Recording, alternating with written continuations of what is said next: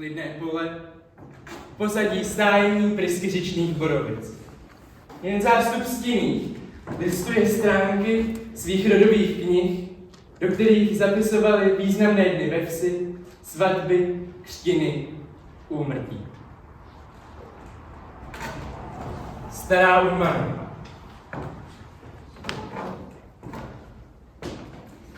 Syn byl po otci. K vodě celý hrob. A já ho odrazovala. Říkala jsem mu, vykašli se na to, jdi na ševce nebo tesaře. Ale on, že na vodaře jako starý. A když ho našli dole v Žandavě, plovoucího na hladině s nafouklým břichem, listopadový labén lítosti vyplynulo. Nikdy jsem to svatýmu Vojtěchu neodpustila. Ale bylo mi to platný. Anna Hille. Pracovala jsem na poli, kousek od Kamenické stráně. Bylo to časně ráno. Skřivani zpívali a létali v tom jarním dní. Voda mámy vyvonila. Náhle mě pozdravil neznámý poutník a než jsem se nadála, praštil mě kamenem do hlavy. Našli mě až k večeru. Ještě jsem silně krvácela. Dole mě celou roztrhla. Denně jsem se modlila, abych mohla zemřít. Hanbou jsem celé měsíce nevycházela. To nešťastné kukaččí dítě jsem uškrtila pupeční šňůrou. Blouznila jsem. Zpívala z Mekovy v domu. Můj muž, hrobný, se modlil a pil. A když jsem zcela šílená ulehla, staral se o mě. Trvalo 16 let, než mě Pán k sobě povolal. Hanba ze mě udělala kostřivou stařenu. Manžel mi vykopal hrob. Vzadu mezi ostružiny. Snad se mu daří dobře. Ich warte auf dich, Franz. Fanny. Můj život, mý trápení. Po škole jsem zůstala doma a furt pracovala. Pak jsem si vzala svého muže, měla s ním 3 děti a starala se o ně. Obyčejný život. No, obyčejný život, obyčejný ženský. Franz Hille. Narodil jsem se při velkém požáru roku 1859. Ve 18 jsem se učil plíst půjčochy. Tak jako vorař jsem jezdil nahoru do Saska. 1882 jsem šel do vozu. Bůh mě zkoušel díky mý ženě. Nějaký chlapek jí trefil mezi louky kamenem do hlavy. Ležela potom 16 let v posteli. To stálo hodně peněz a práce, než ji zubatá vysvobodila. Zbývající roky jsem dělal hrobníka a evangelického kostelníka. Ale ke zbohatnutí to nebylo. Jednou si pamatuju, jak šli chlapi z Rakvína zamrzlí silnici. No, uklouzli a neboštík se jim vysypal. Vdova se dlouho vracela na hřbitov s hrůzou, že boží.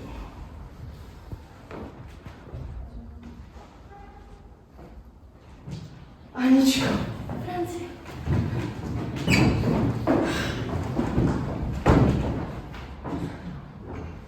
Ferdinand Štéfan. Když mi bylo 8, schořel nám dům i stodola. Večer jsem pak musel lehat s matkou a prasetem pod střešní. Už jako kluk jsem musel vorat. Tenkrát mi pomáhal farář. A když jsem vyrostl z dětských kalhot, učil jsem se plést punčoky. Samozřejmě jenom v zimě. V létě jsem byl na poli. V roce 1880 jsme vyhořeli podruhé. Smůla. Jako kluk jsem byl jednou taky málem mrtvej a šlo to nějak dál.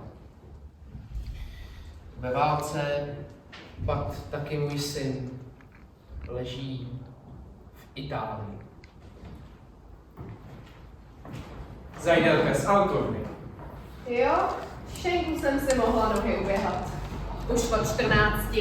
Táta pořád poučal, utři, přines, podej. A když jsem se dala první pivo, naučila hosta. Neřek ani mrně. Volákala jsem byla až a prsa mi rostly hrozně rychle. Když jsem se jedním štangastem do toho vlítla, bylo mi čerstvých 16. Otec vzal hůl a řezal mě ruku tak dlouho, až jsem omdlela.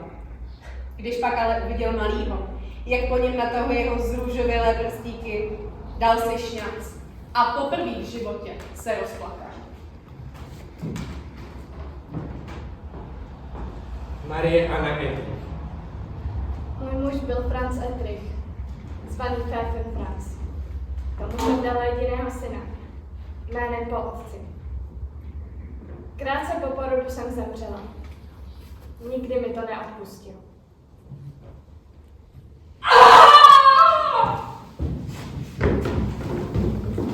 Zajeli mordíčku. Zajeli mordíčku, Zajeli mordíšku. ledovi nartic v lesích, kdo se k ní přiblíží, nespočine v klidu v pánu. Vrať se krásná Veroniko Berger. Veroniko Berger. Veroniko Berger. Tvé vlasy navážem na stonky trav. Vrať se krásná Veroniko Berger. Veroniko Berger. Veroniko Berger. Tvé ruce obtočíme zlázenými společiteli. Vrať se krásná Veroniko Berger. Veroniko Berger. Veroniko Berger. Vám mě drazí líbají nápadníci posraští. Mordíška již visí, chytrá dvě narticí. Zabila. Zabila. Zabila. Zabila. Zabila. Zabila. Zabila. Veroniku Krušku ze záští pro více prodaných korálků.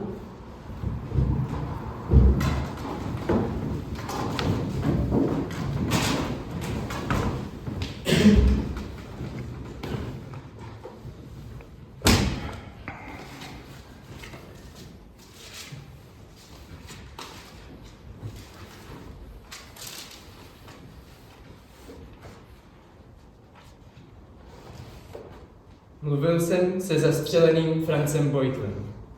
Mluvil jsem s ubodaným Gustavem Dixem. Mluvil jsem s mrtvým Wilhelmem Försterem. Mluvil jsem se s Aloisem Heinrichem, jenž zemřel na španělskou chřipku. Mluvil jsem s mrtvým Edmundem Herknerem. Mluvil jsem s ubitým Karlem Hýtlem. Mluvil jsem s mrtvými bratry Hillovými. Mluvil jsem se zastřeleným Wenzlem Ním. Mluvil jsem se zmizelým Adolfem Zajdlem. Mluvil jsem s jeho oběšeným strýcem Francem. Mluvil jsem s umučeným Friedrichem Stráche. Mluvil jsem s padlým Josefem Zemanem.